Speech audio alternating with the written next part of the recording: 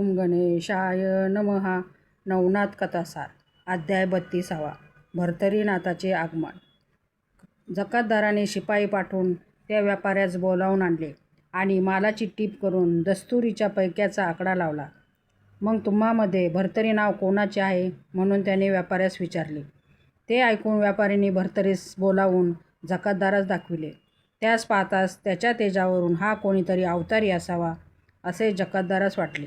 त्याने व्यापाऱ्याच्या मुख्यास एकीकडे नेऊन सांगितले की तुमच्याकडे जकातीचा जो आकडा येणे आहे त्याची मी तुम्हास माफी करून देतो, पण तुमच्याकडे जो भर्तरी आहे त्यास काही दिवस आमच्याकडे राहू द्या. असे बोलून त्याने त्यास पुष्कळ प्रकारे समजावून वळवून घेतले. मग व्यापाऱ्यांनी भर्तरीस 2 गोष्टी सांगून त्यास खुश केले व ऐवज वसूल करून त्यातून जकातीची रक्कम घेण्याबद्दल जकातदारास सांगितल्यावर भर्तरीस जकातदाराच्या स्वाधीन केले. तसेच माल विकून कोणाकडे काय येणे राहिले आहे हे जकातदारास माहीत आहे. यास्तव यांच्या मार्फतीने सारा वसूल कर, तुला जी मदत लागेल ती हे करतील असे भर्तरीस बजावून व त्या जकातदाराकडे ठेवून व्यापारी निघून गेले. मग जकातदाराने विक्रमास बोलावून आणले व त्या जकातीच्या रकमेचा आकडा दाखवून तो सर्व पैसा भरावयास सांगितले.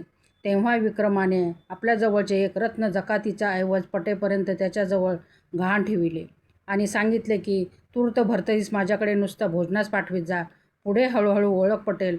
असे विक्रमाचे मत पाहून जकातदाराने भर्तरीच्या देखत विक्रमास सांगितले की आमचा हा गडी आहे, याची भोजनाची सोय तुझकडे कर, तुझी आई स्वयंपाक करीन व शिदा मी इथून धाडीत जाईन.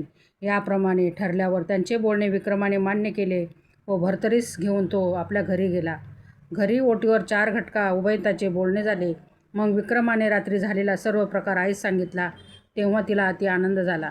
मग पुत्राप्रमाणे भर्तरीचे संगोपन करण्यासाठी विक्रमाने आईस सांगितले. भोजन झाल्यावर भर्तरी तेथेच राहिला. तो जकातदाराकडे गेला तेव्हा त्यास सांगितले की तू विक्रमाच्याच घरी राहा, मला कारण पडेल तेव्हा मी तुला बोलवेन. मग भर्तरी विक्रमाकडे राहू लागला. ती दोघे मायलेक भर्तरीवर अतिशय ममता करीत व ती तिघे अगदी आनंदाने राहत.